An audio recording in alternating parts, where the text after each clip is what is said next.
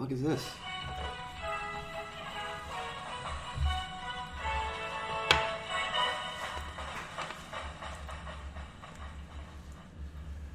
You're listening to the Boldcastify College Series. Hey, this is Clay. Hey, it's Mark. How you doing? This is Brandon. And you're listening to the Boldcastify College Series. Alright, so today we're going to start off going over the playoffs, going into week 3 here. Of course, 3 out of our 4 college playoff teams are going to remain in the same. Starting off at number 1, still is Alabama. Number 2 now is Florida State. Number 3, Michigan. And number 4, Ohio State, replacing Houston. I like it. So this is the way the college football playoff would sit right now? This is it, currently as of right now. Huh. I like it. I would change out, personally, I would put it Alabama, Florida State, Clemson, and Houston. Just based on who have you beat. Wow, you would put Houston in the college football playoff? They beat Oklahoma week 1, and pretty soundly. And who's Oklahoma beat? Well, what they thought of Oklahoma at the beginning of the year, I'm going with I'm just saying, who's Oklahoma beat? Let's be honest. Well, they've beaten a team that's seen as better than anything that Ohio State or Michigan. Who has Ohio State and Michigan beat? Yeah. That's an even better question. They beat UCF. Who is Bowling UCF? Green. A team that's won one of their last 13 games? Hey, I'm just saying. And Bowling Green, a team that's replacing a quarterback and a head coach? But they got the name recognition. Yes, absolutely. That's where it goes. And it's the potential behind them. You have Heisman candidates on both teams. So, who's the Heisman candidate in Michigan? I don't remember. I think they said it was the defensive back or the Peppers. Yeah, maybe it was. Yeah. Jabril Peppers? Yeah. But I don't see him as a Heisman candidate. I guess we'll give a quick overview of the AP poll before we get into it. Currently, Alabama still sits at the top. No move there. That works. Florida State rises after the roaring victory against Charleston Southern. Well. And more to do with the lackluster performance of Clemson. Yeah, versus Troy, which, I mean, hey, it's Clemson's fault. Yeah. But 6 points. Yeah, that's pretty bad. Yeah, not exactly a rousing sermon for Clemson there. No, Clemson's not look good this year. Or at least not start. Maybe they need to just get the swing of things. Yeah. They can't get the swing of things. One of their key wide receivers is out for a month or a couple months for a broken hand. See, I mean, that's pretty bad. Yeah, which one? Hunter Renfrow. The slot guy. Good, yes. He's a pretty good slot guy. He's their like Wes Walker Edelman guy, basically. So we'll cover the rest of the top 25 here. Real quick, we got Ohio State at 3, Michigan at 4, Clemson at 5, Houston at 6, Stanford at 7, Washington at 8, Wisconsin at 9, Louisville, which we'll get more into that shortly. It is number 10. Number 10, they moved up from 13. Texas still remains at 11, which I'm still not sure how they're at 11. Neither do I. That one. I beating Notre Dame. That's what it was. And what was Notre Dame? That one. Well, anyways, we'll move on from that. Michigan State still at 12. Iowa moves up after their thumping of Iowa State, who lost in the first week to Northern Iowa. So yeah. Oklahoma stays status quo at 14. Tennessee jumps a couple spots to 15. Georgia rolls back to 16 after barely squeaking by Nicholls State. That could have been the biggest upset in Division I, FBS history. 26 to 24. Oh, definitely bigger than App State and Michigan, because at least App State was the number 1 FCS team at the time. Right, because I believe, if I read correctly, they were favored by 55 points. Yikes. And Jacob Eason got benched in that game, if I remember correctly. They are really questioning whether he is ready to play right now. They're giving Kirby a little more credit than they should, I think. I talked to somebody that said that was in attendance at the game, that said Kirby was going through to every individual player, showing them out and right in the face, i.e. Muschamp. He's going mush chump. So we'll wrap up with Notre Dame at 18, Ole Miss still at 19, Louisiana State at 20, Baylor 21, Oregon 22, Florida makes it back into the poll at 23, Arkansas makes it into the poll With a nice win over TCU. Yes, at 24. And the Hurricanes of Miami enter the poll at 25. Good old you at 25. Welcome back, you. Yep. And all of that, what do you got, Mr. Brandon? Well, of course, just coming off of the weekend, our week 2 game wins. Alabama, of course, beat WKU 38-10. Number 2, Clemson, formerly or now number 5, beat Troy by a mere 6 points. FSU beat Charleston Southern 52-8. Oklahoma State beat TLSA 48-3. Ohio State. You said Oklahoma. Excuse me. Yes, Ohio State. Thank you. Michigan beat UCF 51-14, and of course your lovely Georgia barely beat Nicholas 26-24. Of course, we had some upsets too. Oklahoma State got beat 27-30 with a crazy Hail Mary lateral, which they said shouldn't have ever even the Central Michigan Oklahoma State game. Yes, That's a shame. That ruined their season. Well, I don't know if you can get that play back because look at how spectacular that play was. I watched it several times. I didn't see anything wrong with the play. The play was amazing. It was. And apparently lastly, the down shouldn't have happened. They're saying it shouldn't have happened because of what Mason Rudolph did on the play. They shouldn't have called the intentional grounding. Apparently the NCAA banned them from the next 3 games or something. Yeah. Or maybe it was a conference. Maybe it was MAC. MAC, yeah. But I guess they allowed them to be in the NFL the next day at the Jacksonville Jaguar Green Bay Packer camp. But they don't. Anyways, last upset, Arkansas beat number 15 TCU 41-38. So there's only upsets for the week. Yep. Arkansas is never a bad team. They're always one to give most people a challenge. But it's a nice, good old Southwestern Conference matchup. The only thing is, I wonder what TCU really is. Because TCU did give up 41 points to South Dakota State week 1. Okay. So I'm trying to... South Dakota State's a good team usually. They're an FCS. Okay, they're still a good team. Average. They only put up 24 points a game last year. They weren't very good last year. Well, I mean, this is a different year. Yeah, but it's still an FCS team versus a ranked FBS team. Ranked FBS team we're getting off subject, but we've gotten this before. Teams, FBS, FCS, are a lot closer than they used to be. Talent is a lot closer than it used to be. Yeah, but my thought is if you're a top 25 FBS team... Now, I understand if it's a back half of the FBS team getting... trouble from an FCS team or even getting beat by an FCS team. Right. But if you're in the top 25 of the FBS poll, you should have no problem with an FCS team. Yeah, there shouldn't even be... It shouldn't even be close. Right. So. All right, so let's move into week 3. We're going to go over some matchups, some of the top matchups for the week. Of course, I have here who I picked to win the game. See if you guys agree. Number 1, of course, big game this weekend, Alabama versus Ole Miss. Well, that's going to be closer than the experts think. I think so too. Because Ole Miss has beaten them the last 2 years. They have. Yes. Does Hugh Freeze still have the kryptonite to Nick Saban's Superman? We will see. I picked, of course, Alabama to finally win it. I think Ole Miss does give them a run the majority of the game, but I think Alabama wins it maybe by a touchdown or 2 at the end of the game. I will put the elephant head on Alabama. Barely. By a touchdown. I'm going to be the oddball here. I'm going to go ahead and take Ole Miss. Trust me, I'd like to see Ole Miss win the game, but I think Alabama gets away with a lot more calls. No, absolutely. It would be. I'm going off on a limb here because it would be a shocker for 3 years in a row. Yeah. Them to take the Tide. That's Roll Tide close by 1 score. Yeah, if it happens, it would be very close either way. I'm there. It's going to be a game. I don't think it's going to be a blowout either way, but. Of course, number 2, FSU plays number 10, Louisville. Of course, being biased, I have to pick Florida State here. Isn't that the first top 10 matchup of the season? First 10 matchup of the season.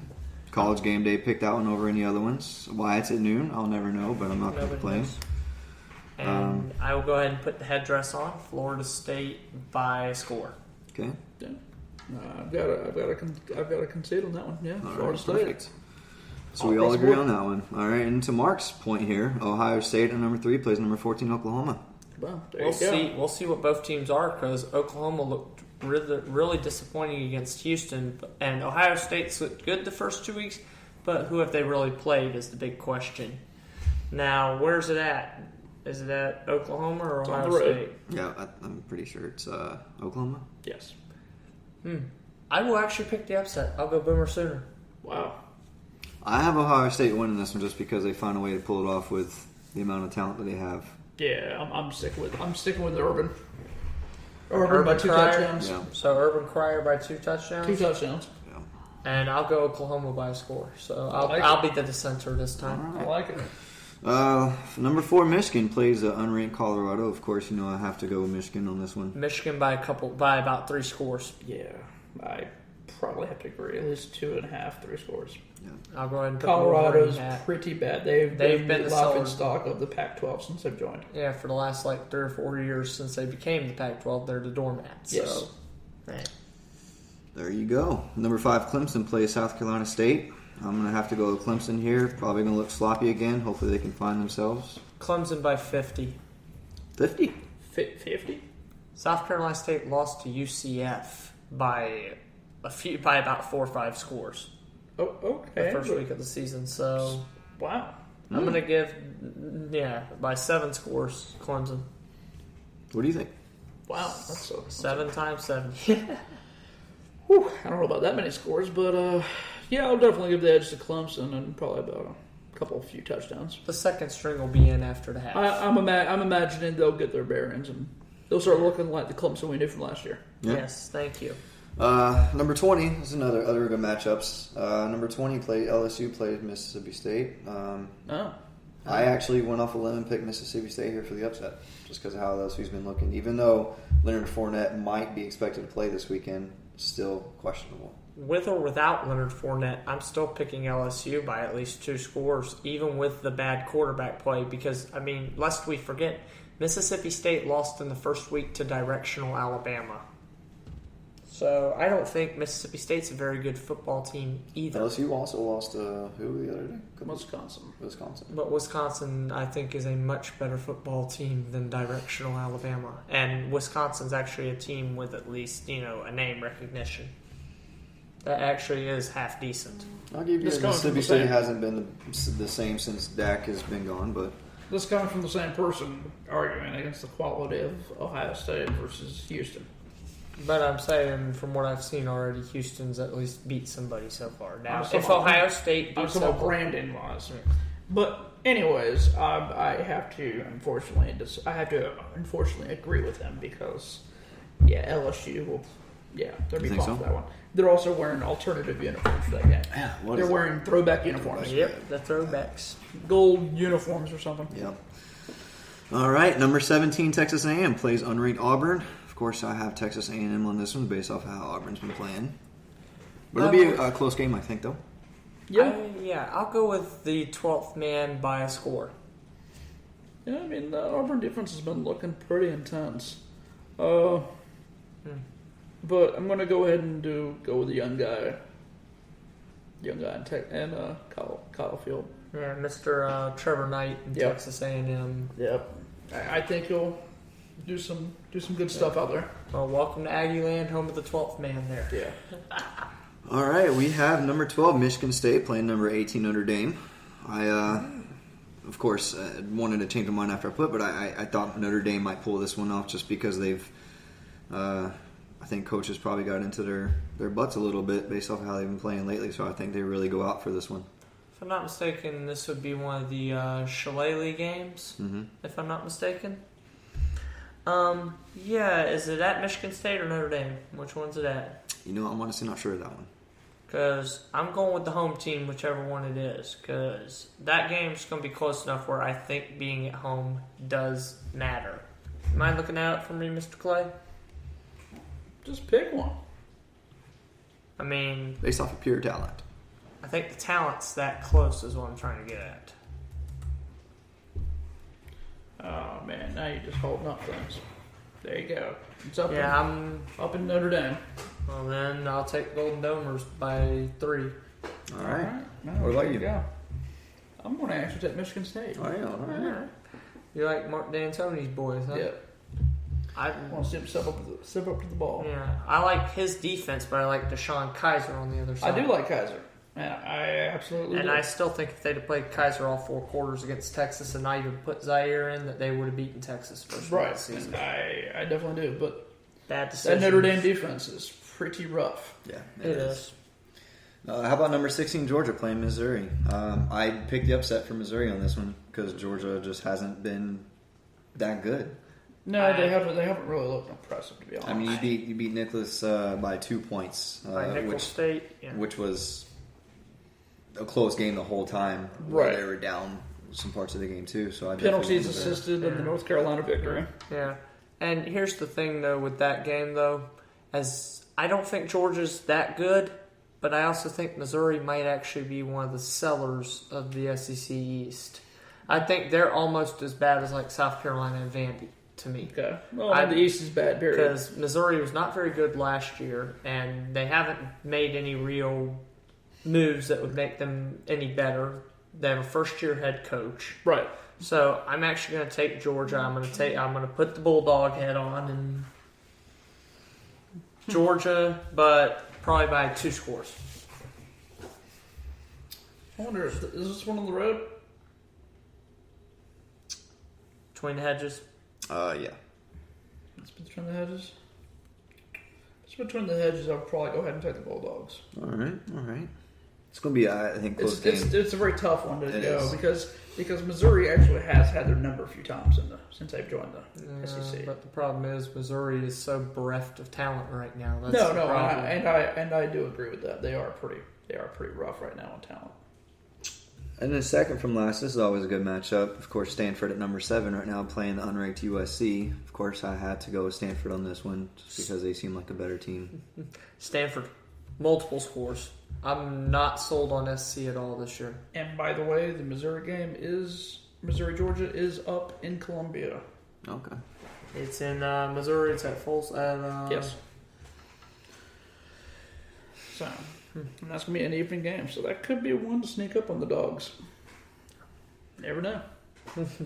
with the track in the background and everything. Yep, the little high school stadium. Yeah, it looks like one, but it's huge in reality. Yeah. Anyways, so what game do we have here? Last but not least, number 22 Oregon plays Nebraska.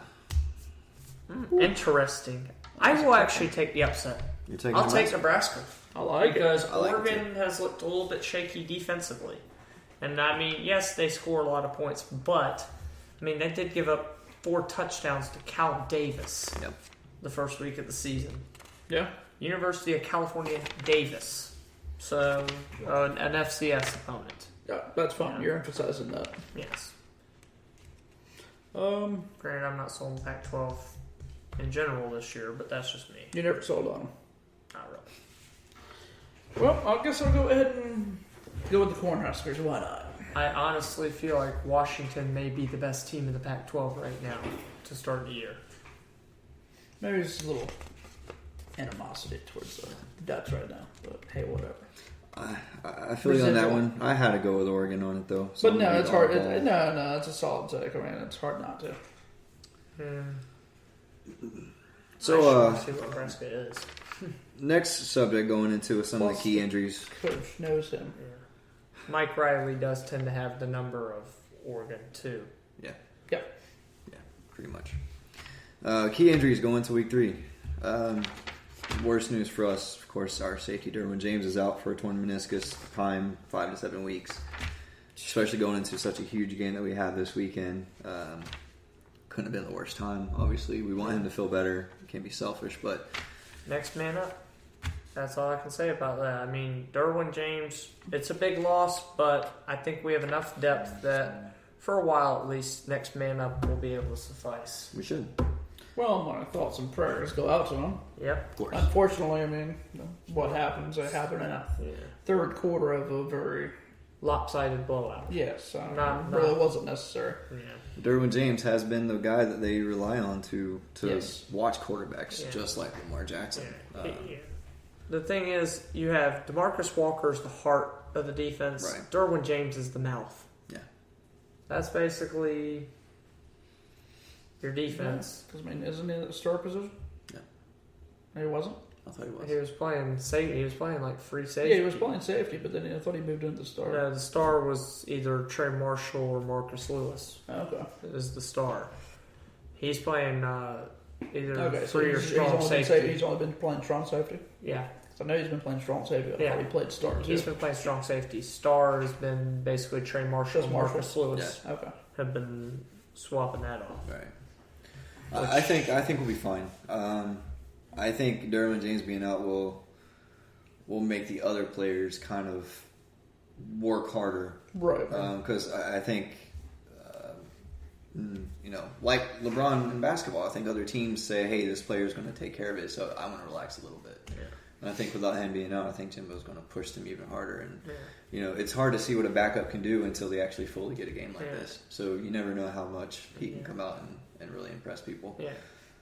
Because here's the thing, from what I'm hearing, they're either going to move Marshall or Lewis over there, or they're going to just move A.J. Westbrook up. Basically, I'm going to presume it's based on situationals, because A.J. Westbrook is who's listed as his backup, who is another ESPN 300 guy from that recruiting class with James. Right. But we learned from Constantino we can't always look at numbers and we can't. scores. Yes. No, we can't. We've learned that. But We've Nate learned Andrews that. will be back, and hopefully, and it's rough. The money spot will be back. Yeah, it's rough seeing how he's going to do with such a good team like Louisville coming his first game of the year. So hopefully he gets back into the groove of things fairly quickly. And luckily this happened Saturday, not during the week where Jimbo has time to practice with these players and develop them going into So he's the week. already able to do the Louisville install. Yeah, absolutely. And the funny thing is, the guy playing quarterback for us on Saturday, DeAndre Francois, people forget last year who was playing Lamar Jackson on scout team. Mm-hmm. DeAndre Francois. Yeah. So, There you go. and how much you want to bet Malik Henry will be Lamar Jackson this year on the scout team? I don't think it was him. They came out with it saying said who it was. I just can't remember who it was. Rizzo, No, I can't remember. But probably a running back or wide receiver then. we already talked about Clemson's receiver Hunter. Of course, LSU's Hunter Fournette Renfrow. still out, but Fournette's still out. Fournette might play. Is a maybe. He's it's a maybe. 50-50. Miami has a freshman wide receiver out indefinitely, along with some backup players. Sam Bruce, who was a top 100 recruit. Yep. Yeah. Here's one for you too. Now, I don't know if this changes the Notre Dame game, but their cornerback Crawford's out for a year with a torn Achilles. Ooh. That's So one that's of gonna be their top two corners. So yeah. It's going to be a rough one for him. Utah State cornerback Gray, he left the game, of course, Saturday on a stretcher after suffering Well, injuries hopefully too. he's fine. Yeah. So those some of the lead injuries that could impact some games this week. Heisman candidates is something I looked at earlier. I got a little frustrated, not gonna lie, when I looked at this. Of course, after everything we talked about just a second ago, Lamar Jackson Absolutely. is the top candidate right now. He which should is be. It's undisputable. understandable. Yeah, absolutely. It's understandable. And going to number 2, he lost last year. Stanford running back Christian. I think he's one of the most overrated players in football, Couldn't but agree I think more. he's a good player, but I don't think he's above. I don't think he's Leonard Fournette, Dalvin Cook, No, see, Gallman, that level. I disagree. I believe he is a very good back. I believe he is actually I'm not saying very as a good running back. I'm saying he gets all the praise because he does the kick returning and all that stuff. But I he's don't very think versatile. He can run between the tackles, out the edges. He could do jet sweeps, and he's a good kick returner. Now, I'm not saying he's Dalvin, but he's very versatile. But I was saying, like, when draft people look at him, I still think he's like the 5, 6, And 7 a Heisman area. player does not mean you have to be one position. Yeah. So Now, how do you feel about Georgia's running back Nick Chubb coming into the number 3 spot of the Heisman candidate after missing basically the whole year last year and having Dalvin Cook pretty much have the other eye turned because he missed 2 games? To me, Nick Chubb shouldn't even be in the top 5 on the Heisman list, I don't think especially he's being after listed. last week's performance. And then add on the fact, I still have him as my number 3 tailback overall, for draft purposes. But that's him just being a tailback. Right, we're talking about this. But I don't think he's a Heisman candidate. I agree. I'm not going to say he's not a Heisman candidate, but not that high. That's what I was about to say. Not that high, and after what we saw last week against a pretty crummy average Nickel State, average FCS. That's definitely did not bode well for his case. I mean, if people want to throw out what Dalvin did versus not Georgia Tech, Houston. Houston, year. Yeah, okay. Had a bad game against Houston. Then I don't want to hear anyone make any comments. Mm-hmm. He averaged 4 yards a carry exactly against Nickel State. Yeah. 20 carries, 80 yards, and a touch. Because he's not needed to be in the top 5 after that. Couldn't agree more. I was a little frustrated when I seen that, of course. Number 4 coming in, Ohio State cornerback J.T. Barrett. I want to see what he does against a team with an actual... We will see. Because the guy behind him, on a bad shoulder, torched Oklahoma. Yep. Mr. Greg Ward Jr. Greg Ward Jr., I think he which should be is coming higher in on the number list. 5. Yeah, well, again, to your point earlier, he hasn't played enough teams to really be in the top 5. In the candidates, put him in there, but not for a top 5. Well, for right now, I'd put him in the top 5. For right now. They still have Louisville to play too. Yes, I know. Number 6, FSU quarterback DeAndre Francois. Yep, coming in number 6. Clemson coming in afterwards is a Deshaun Watson, number 7. And a little frustrating, FSU running back Dalvin Cook at 11. Wow. For all he means to that team. Golly. Yeah. I mean, I may be a slight bit of a homer, but still, that's too low. Well, man, especially when he might be a top 5 pick. Right. Well, I'm going to try to be the non-homer here. Yes, sir. Let's be honest. What has he done this year? I mean, he's this year nothing. He had over 200 total yards against Ole Miss. Okay, hold on. He's been contributing in the passing game. Mm-hmm. He's been all right in the running game. But he wasn't exactly what he was last year so far. Yeah, well, also teams have been 8 in boxing Florida State more than they did last year, too. But, I mean, I'm not disputing that, too.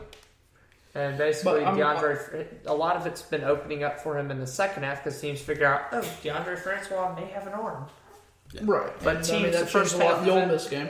Yeah, teams in the first half are 8 in the boxing all game. Yes, because he was shut down in the entire first half of that Ole Miss game for the most part. Yeah, he didn't do anything really until the second half when they stopped 8 in the boxing and DeAndre Francois showed, hey, I can actually throw the football. Right.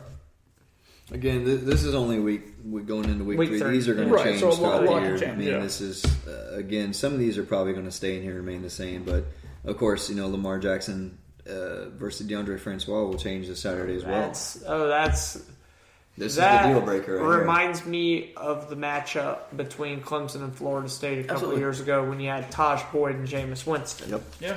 That game effectively ended Boyd's campaign. Yeah. Yeah, because he looked like absolute caca against that 2013 Florida State defense, which arguably may have been one of the best defenses in college football history.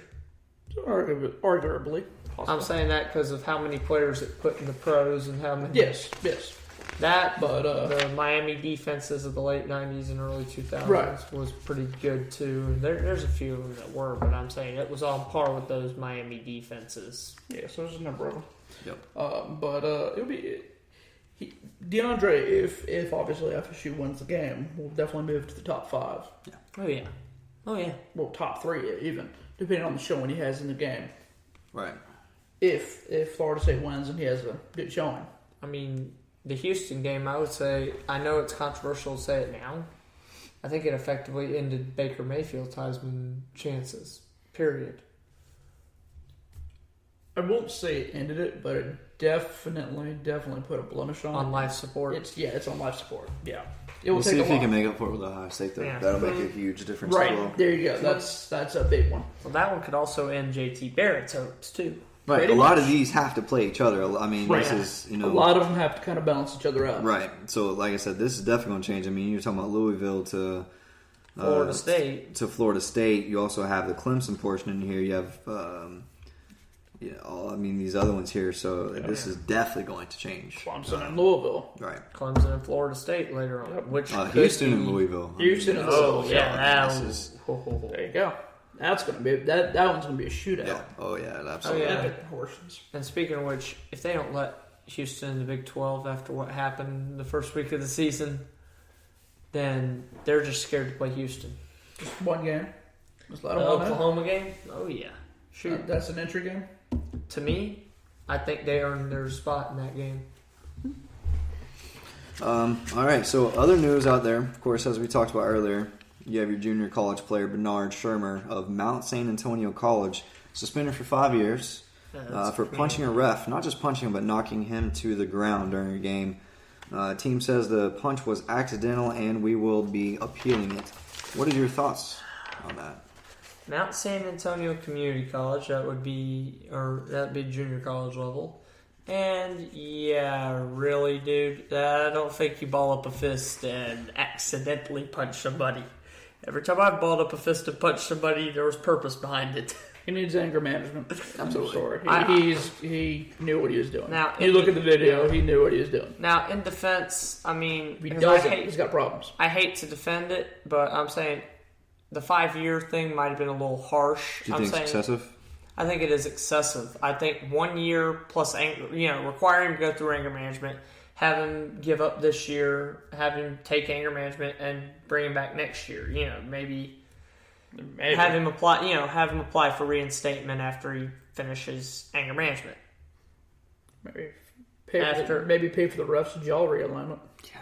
But where I'm getting at is suspending for the whole year. If he takes anger management classes during that year, he can come back the next year. I mean, maybe you can do something to amend it if he does take anger management, or you see what actually. Yeah. If there's an interlining story behind it. It's a progressive. I think the discipline should be more progressive than just 5 years no football. People make mistakes. People screw up. Yeah, that's a big screw up though. Because you're going to have refs throughout college. You're going to have refs in the NFL. You can't take a chance on every ref. Yeah, people don't do that. People don't take a chance with that. For what we know right now, it's a first-time offense. And I'm saying if it's a first-time offense, a year and some anger management probably would be enough to pay the price. But also, I mean, you got to come and think. You don't know this player. You don't know what he does behind closed doors. I mean, you don't know what he does in the locker rooms to other teammates, to coaches. I mean, this guy could have major issues to where this was kind of like the last straw. Or maybe we don't know about the ref either. Maybe the ref popped a slur at him or something. This is true too. Yeah, I mean, it's possible, I guess. Colorado, I don't know. Did you guys see the depth chart for Colorado? We've seen the depth chart. Yeah. No. Now, Michigan, of course, the coach doesn't mind coming out and telling you who the players are like most do, but Colorado, and this is something you guys should definitely check out, the most comical depth chart you'll ever see in your life. I'm talking about featuring safety Elmer Fudd, all the way to cornerback Frankenstein, quarterback Happy Gilmore. Also, Peter and Stewie Griffin is also going to be playing on special teams. And many more odd characters, so he definitely came out and gave a whole list full of nothing but just funny characters. Interesting. It's wabbit season. I'm hunting wabbits. Yes. Yeah, that's definitely something you guys need to check out. So we actually put out a depth chart. He put out a depth chart with the Looney Tunes. Everybody, Family Guy cast, everything. Yeah, Except, it's alive. Just like in the show, I don't think Meg was playing. I think they kept her out. Yeah, she's kept out of everything. Oh yeah. But wow, that's it was pretty funny. He's got a sense of humor. I like it. What the deuce? Some sad news out there. I don't know if you guys heard. Army cornerback Brandon Jackson died in a single car crash Sunday in New York. That was a shame. I was ashamed to hear. Rest in peace, Mr. Cadet. A lot of players dying in car accidents this year. Yeah, so there's the Nebraska punter. Yeah, the Nebraska with punter. the 10-man ceremony. I want to say Michigan State also had one in the car that also. Yeah, it was a former Michigan State punter. Yeah. He was recently graduated. Yeah. He still died in the car. Yeah. Unfortunately, this was a single car accident. Which means he probably lost control, or probably had a blown tire or something. Lost control of the car. Yeah. Sad deal. Absolutely. Especially the fact that he was in the U.S. military academy too. I mean, those guys are normally some of the best students in America. Yeah. So he had a good future ahead of him. So Yeah. Just a shame it happened on Sorry, 9/11 too. yeah. Last one, USC. Of course, you guys seen the left tackle Chuma was ejected from Saturday's game for pushing a referee. They came out and said he won't face any more punishment for that action. The ejection that game was enough. Hold on. So the guy punching a ref gets 5 years, and another guy putting his hands on a ref gets nothing. Well, there's a huge difference between a push and a punch. I mean, the punch literally knocked the referee on the ground and knocked him out cold. But I'm saying him to get 5 years, and the other guy get absolutely nothing. Well, you remember Jameis Winston pushed the ref, I think it was in the Clemson game 2 years ago, pushed him out of the way and didn't get any kind of recourse from it. Yeah, that's true. Of course, he was Jameis. What can you do? I mean, if you guys are ready, we'll go ahead and talk about the big college game day that's going to be broadcast this Saturday. Mm-hmm. Yeah, I guess it's time to lead into the good stuff. Yep. Into the corner, my friend. Absolutely. Well,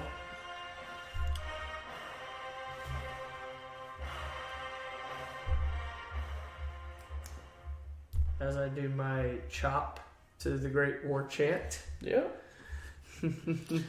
all right, guys. Well, last but not least, FSU travels to Louisville on September 10th, noon game. Which college game day will be broadcasting the Louisville versus FSU? I'm pumped. Fowler, Corso, Pollock, Desmond, Herb Street. Yep. Sam Steele. Ponder now. Oh, yeah. So I got some questions I want you guys to answer it truthfully and honestly. One, how will FSU's defense stop Lamar Jackson, especially without safety Derwin James? Pressure. That is the biggest question of it all. Walker. Yeah, hopefully. I mean, that'll be my first hope, first prayer. Walker. Walker and Sweat having a good game. Derek Nottie, DeMarcus Christmas being able to get in the pocket. Christmas. Sweat's got to wake up. Well, Christmas has had a good year to start out. Yeah, I mean, Christmas is fine. I'm saying Sweat's got to wake up. And Derek Nottie has been a monster inside the first couple games. I'm saying those two get some pressure up the middle, free up Sweat and Walker. Yeah. And Jacob Pugh, who's actually had a good start to the season. Naughty or nice, Christmas has to have a good game. Yep. So, sorry. Score one for Mr. Chitty. Yes. Secondly, will Derwin James being out be enough for the defense to step it up even more than what they've been doing? What do you think? Derwin James will be a good bit of a loss, but as I said, it's the next guy up philosophy, and I think we've got enough depth there that, I mean, you might lose a little bit, but I don't think we're going to lose an awful hell of a lot. I guess we'll find out and see how much he really plays. Who's got more 4 and 5s? We or Florida State or Louisville? We do. Okay, there you go. Now, I'm And not saying we're replacing a 5-star with a 4-star. No, I'm not saying that's going to with automatically 3 mean 4-stars. victory. Yeah, it doesn't. But replacing a player that goes down, usually it's easier to do it when you have 4. When you're replacing with a 4, a 5, then a 2. Yeah, when you have basically guys like Trey Marshall, Marcus Lewis, and AJ Westbrook basically are the 3 guys that are basically going to be asked to spell Derwin James. Right. And all 3 of them were very highly recruited players. I mean, yes, Derwin James, when he came out, was a top 25 recruit. Oh, absolutely. But you're going to miss some of what he can do. Yes, but the other 3 guys, let's see. Marcus Lewis was a top 100 recruit. Trey Marshall was a top 100 recruit when he came out. And Westbrook was a top 150, top 200 guy. Yeah. So you got 3 guys there that are... Right. Marshall's going to be good. He's going to be a good attribute. But my fear with Marshall is... I actually think he'd be more natural at that spot. He is, but Marshall's very... He's the enforcer.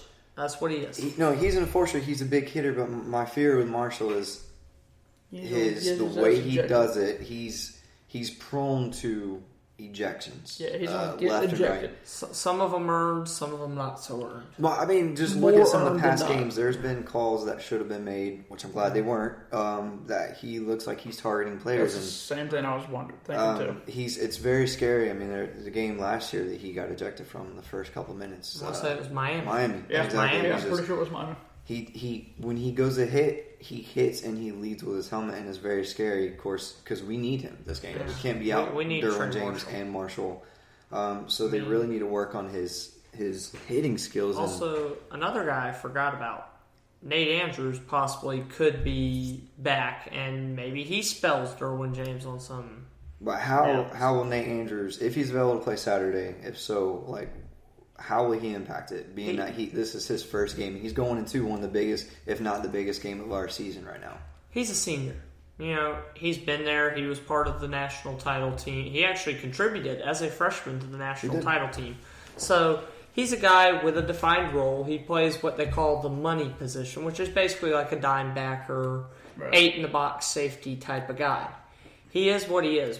We know what he is. Mm-hmm. But he knows his role, and he's very good at his role. Yep. I'd say Nate Andrews picks up, as long as he's healthy, he picks up right where he left off. Which is he's key a smart, if he stays heady healthy. player. Right. He knows his limitations. He had a broken hand last year. He played And with played. a cast on. And then what did he just injure though? I forget what it is, but it was something that held him out the first two games For a while. of the season. So it's got to be, we definitely have to make sure he stays healthy. Some nagging stuff with him. So, but yeah, he is what he is, but he's a good player. Right. And I think the two corner spots have been solidly established. I mean, you got White on the one side and you've got McFadden on the other. I mean, these guys can play. No. Secondary, not at all. and Marcus Lewis and Trey Marshall have been basically manning the free safety job. And whenever one's not playing that, they're the star. But if you're a Louisville coach and you're watching some game film on Florida State versus Charleston Southern and you see Florida State's weaknesses, all those just missed coverages that we had last week that left players wide open, and that's a Charleston Southern team versus a Louisville's fast-paced team. I already know which player, if I was Louisville, I'd go after, and it'd be Trey Marshall. That's the guy I'd be going after in coverage. Okay, and now we're out James. We don't have James in this game like we did last week to run after those players and tackle them. I hate to say this. miscoverages. If Derwin James was playing, though, I hate to say this, he'd be the guy I'd be targeting in the passing game, too. Would be Marshall and James. Because, nothing personal, Derwin James is a great player. But he has his moments where he can be a liability. No, I agree. In the back end. He's the guy you have covered a tight end. That's his job. To me, when he gets put against a receiver, he's in a bit of bother. A pickle, yeah. He's what they call a good box safety. Yes.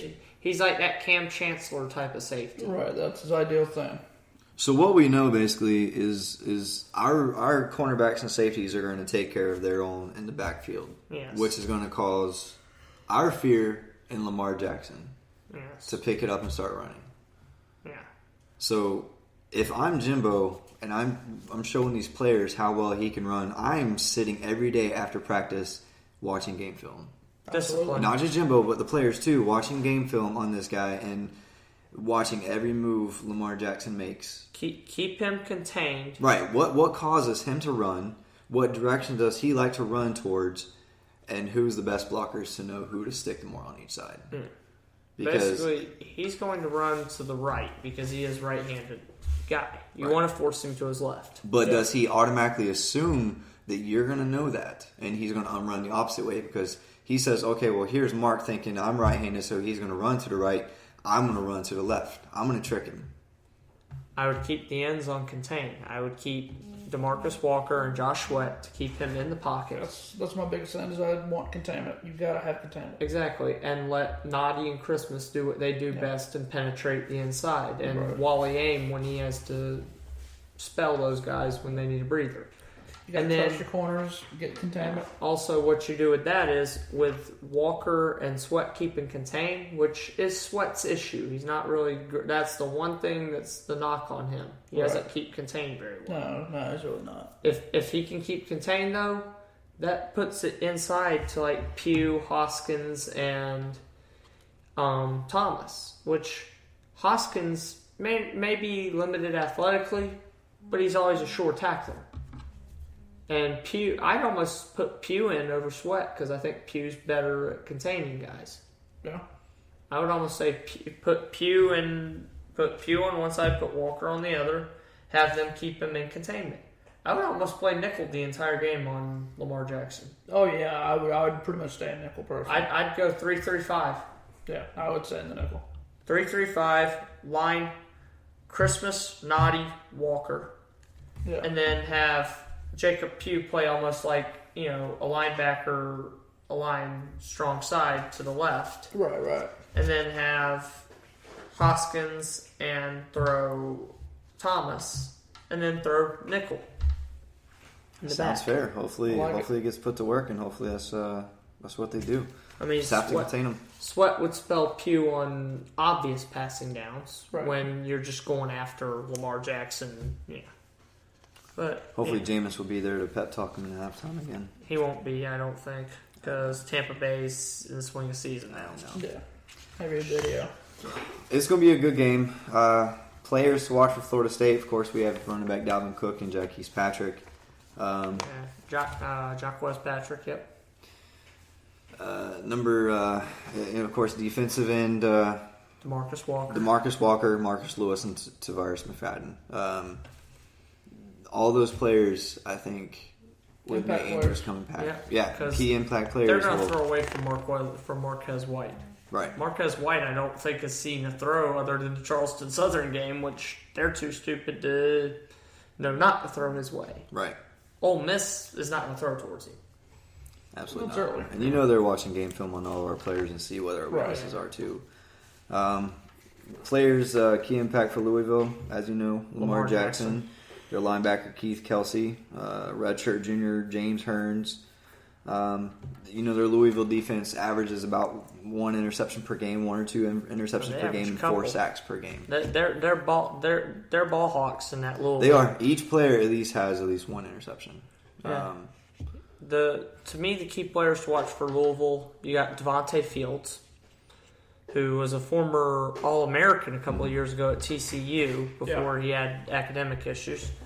Also, the 2 Georgia transfers that were on that back line in Shaq Wiggins and Josh Harvey Clemens, who came with the coordinator. With Todd Grantham, the defensive coordinator at Louisville, who's actually a pretty good coordinator. Yeah. I'll give Louisville their fair due because they're a quality team. And then, of course, Kelsey. I think he's a very good player. They have a lot of talent on that defensive side of football. That's because half of them come from the big old state of Florida. Yep, from Florida and Georgia, basically. I mean, this is absolutely probably one of the best matchups of the year. Oh, yeah. This is probably, I hate to oversell it, or undersell it, however you want to look at it. This actually may be a better matchup than the Ole Miss game. It's a much better matchup than the Ole Miss game. Because I genuinely think, I came in this season saying I thought the 3 teams in the Atlantic were all top 10 caliber teams. Right. That, of course, everybody's giving Florida State and Clemson press, but I thought Louisville going into the year was a team that was being underrated by a lot of people. Right. We were discussing with a couple of the guys off the Pro Football show about it because they were talking about Tennessee. I'm like, I thought Louisville was a better team than Tennessee, and I thought that Louisville was getting stiffed by a lot of the rankings, and Tennessee was getting put too high. Again, name brand. Yep, exactly. That's it. They're both kind of name brand programs, but because you got to remember, we go back 10 years ago, Louisville was in Conference USA. Tennessee's been an SEC powerhouse for years, off and on. Louisville hasn't really been a big name. I mean, you talking about until what? They beat Florida a couple years back and annihilated when Petrino took over back in 2002. Yeah. When he took over in 2002, he turned that program into... I mean, they actually made their name on us, unfortunately. Yeah. Thursday night in the rain with one Mr. Dave Ragone as the quarterback, the left-hander. That's how I remember him. He was about a 6'1", 6'2" lefty who got drafted in the 3rd round by Houston the next year and kind of busted out of the NFL. He's now actually a coach. Right. But, I mean, obviously their latest big win was the Sugar Bowl in Louisiana. Was that over Florida?